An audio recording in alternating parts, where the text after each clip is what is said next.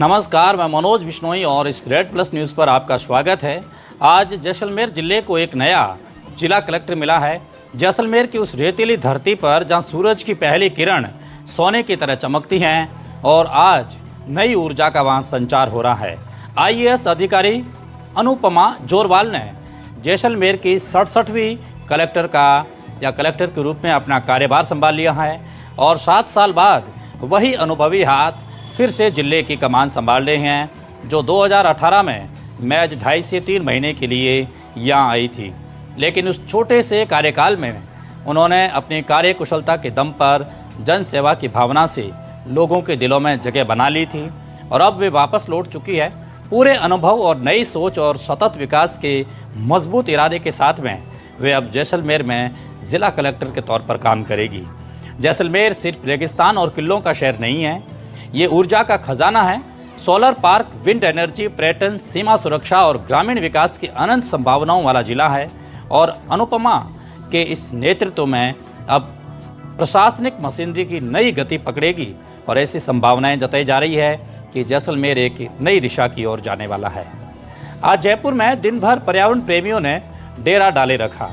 ओरण बचाओ के इस अभियान में शिव के विधायक रविंद्र सिंह भाटी की मौजूदगी भी दिखी और 700 किलोमीटर दूर से जैसलमेर की तपती रेत से लेकर के जयपुर की सड़कों तक न कोई सुविधा न कोई सियासी ताकत, सिर्फ एक संकल्प कि ओरण बचाओ। और ये शब्द छोटे लग सकते हैं सुनने में, लेकिन इसके पीछे जो दर्द है वो बहुत बड़ा है, क्योंकि ये लड़ाई सिर्फ ज़मीन की लड़ाई नहीं, ये लड़ाई पहचान की है, परंपरा की है और ये लड़ाई है सबसे बड़ी आने वाली पीढ़ियों के भविष्य की।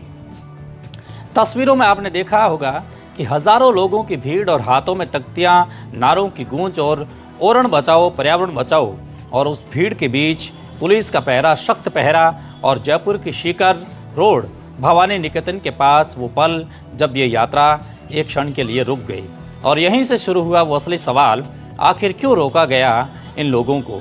क्या ये लोग कानून तोड़ रहे थे? क्या ये लोग किसी के खिलाफ हिंसा कर रहे थे या फिर इनकी आवाज़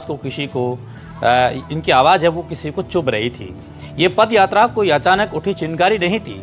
इसकी शुरुआत 21 जनवरी को जैसलमेर के तनोट माता मंदिर से शुरू हुई थी। वहाँ से नंगे पैर ठंडी हवाओं में और फिर धीरे धीरे बढ़ती गर्मी में लोग चलते रहे, दिन रात चलते रहे, सिर्फ एक उम्मीद के साथ कि जयपुर पहुँच करके उनकी बात सुनी जाएगी। लेकिन जब ये लोग जयपुर पहुँचे तो रास्ता रोक दिया गया और पुलिस का पहरा एक बड़े पहरे के तौर पर लगा दिया गया और हल्की सी झड़प हुई भी। और ये झड़प छोटी ज़रूर थी, लेकिन इसके मायने बहुत बड़े हैं, क्योंकि ये टकराव सिर्फ पुलिस और प्रदर्शनकारियों के बीच नहीं था, ये टकराव था जनता और व्यवस्था के खिलाफ। इस पूरे आंदोलन में एक नाम बार बार सामने आता है और बाड़मेर शिव से निर्दलीय विधायक रविंद्र सिंह भाटी, जो सिर्फ बयान देने तक सीमित नहीं बल्कि खुद मैदान में उतरे और लोगों के बीच में गए और सरकार को सीधी चुनौती दी। और उन्होंने साफ कहा कि अगर हमारी मांगें नहीं मानी गई तो ये आंदोलन और बहुत बड़ा होगा। अब जरा समझिए कि ओरण आखिर है क्या। ओरण यानी कि वो पवित्र क्षेत्र है या वो वन क्षेत्र है जो सदियों से गांवों की आस्था का केंद्र रहा है, जहाँ पेड़ काटना पाप माना जाता है और जहाँ प्रकृति की पूजा होती है और जहाँ खेजड़ी का पेड़ सिर्फ पेड़ नहीं बल्कि जीवन दाता है। और राजस्थान की सूखी धरती में यही ओरण, यही गोचर भूमि पशुओं को सहारा बनती है और यही पेड़ पौधे पर्यावरण का संतुलन बनाए रखते हैं। लेकिन आज यही ओरण खतरे में है और सबसे बड़ा कारण यह है कि राजस्व रिकॉर्ड में इनका नाम नहीं होना, क्योंकि जो ज़मीन कागजों में दर्ज नहीं होती है वो फिर धीरे धीरे खाली मान ली जाती हैं और फिर शुरू होता है कब्जे का खेल, अतिक्रमण। या फिर भाटी का तो साफ आरोप है कि आजकल बड़ी बड़ी कंपनियां और कुछ प्रभावशाली लोग इन ज़मीनों पर नज़र गड़ाए बैठे हैं और धीरे धीरे कब्जा हो रहा है। सरकार या तो चुप है या फिर मजबूर है। लेकिन सवाल यह है कि आखिरकार किसके दबाव में, और क्या विकास का मतलब सिर्फ बड़े बड़े प्रोजेक्ट है? क्या विकास का मतलब सिर्फ फैक्ट्रियां हैं? और अगर हाँ तो फिर पर्यावरण का क्या होगा, पानी का क्या होगा और आने वाली पीढ़ियों का क्या? और ये सवाल इसलिए भी बहुत बड़ा हो जाता है क्योंकि इस आंदोलन में सिर्फ युवा नहीं, इसमें बुजुर्ग भी सम्मिलित है और वो बुजुर्ग जिन्होंने 1965 और 1971 के युद्ध में देश के लिए योगदान दिया। आज वही लोग अपने हक के लिए, अपनी ज़मीन के लिए सड़कों पर उतरने को मजबूर है। सोचिए, लोगों ने देश की सीमाएं बचाई है, आज उन्हें अपने गांव की ज़मीन बचाने के लिए, पेड़ पौधों बचाने के लिए लड़ना पड़ रहा है। इससे बड़ी विडंबना क्या हो सकती है? प्रदर्शनकारियों की मांगे क्या है? बहुत सीधी है और बहुत स्पष्ट है। वे चाहते हैं कि ओरण भूमि को राजस्व रिकॉर्ड में दर्ज किया जाए ताकि उस पर कोई कब्जा नहीं कर सके। और वो चाहते हैं कि खेजड़ी के पेड़ों की सुरक्षा के लिए कानून बने, गोचर भूमि को बचाया जाए और सबसे ज़रूरी है सरकार एक स्पष्ट नीति बनाए। लेकिन अभी तक क्या हुआ? सिर्फ घोषणाएं, सिर्फ वादे और वही पुरानी राजनीति। रविंद्र सिंह भाटी ने खेजड़ी संरक्षण बिल का भी जिक्र किया और कहा कि सरकार ने वादा किया था लेकिन आज तक उसे लागू नहीं किया गया। और यही सबसे बड़ा दर्द है, क्योंकि जब वादे पूरे नहीं होते हैं तो भरोसा टूट जाता है और जब भरोसा टूटता है तो लोग सड़कों पर उतरते हैं और सरकारों को कटघरे में खड़े करते हैं। जयपुर की सड़कों पर बैठे ये लोग सिर्फ विरोध नहीं कर रहे, ये एक संदेश भी दे रही हैं कि अब और नहीं, अब प्रकृति के साथ खिलवाड़ नहीं होगा, अब ओरण नहीं उजड़ेगा। पद यात्रा के दौरान जय जय जैसलमेर के नारे गूंजते रहे, लेकिन इन नारों के पीछे एक दर्द भी था, एक डर भी था कि कहीं ये आखिरी लड़ाई न हो, कहीं ऐसा नहीं हो कि आने वाली पीढ़ियां सिर्फ किताबों में पढ़े कि कभी यहाँ ओरण हुआ करता था और अगर आज भी हम नहीं समझे तो शायद यही सच है वो बन जाएगा। सरकार के सामने आज दो रास्ते हैं, या तो वो इस आंदोलन को समझे, संवाद करे, समाधान निकाले, या फिर इसे नज़रअंदाज करे और हालत को बिगाड़ने दे।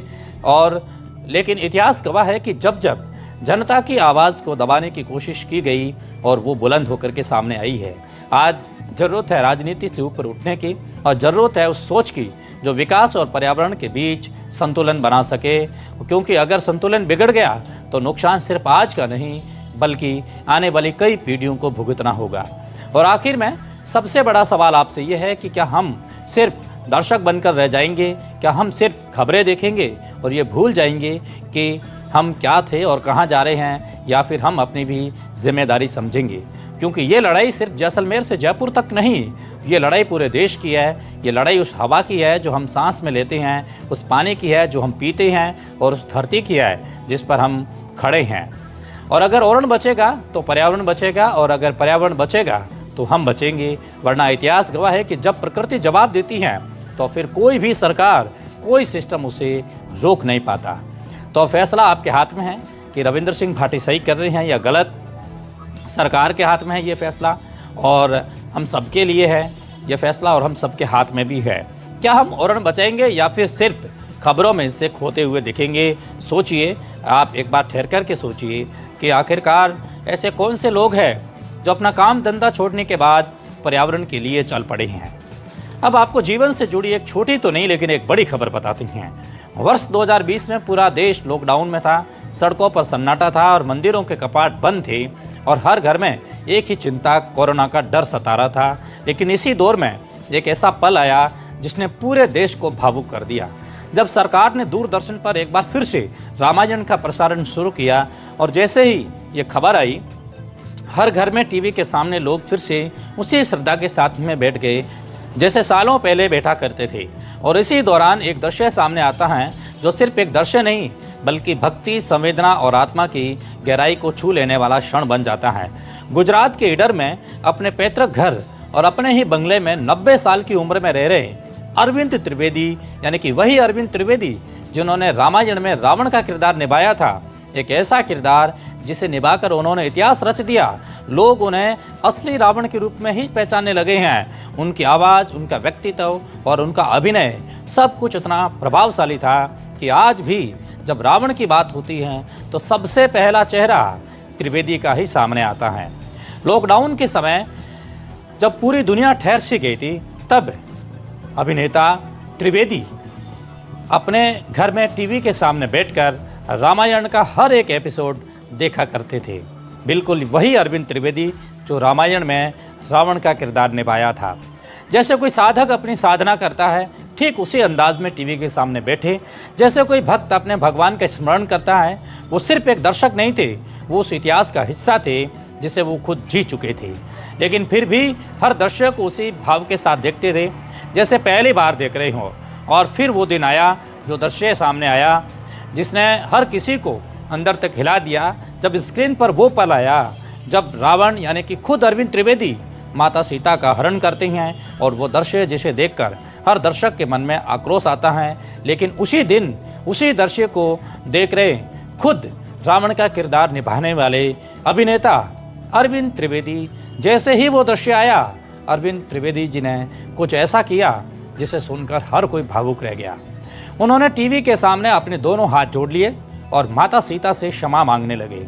और एक अभिनेता जिसने सिर्फ एक किरदार निभाया था, लेकिन उस किरदार की मर्यादा, उस भावनाओं को उन्होंने अपने जीवन में इस तरीके से उतार लिया था कि उन्हें उस दृश्य पर अपराध बोध महसूस हुआ।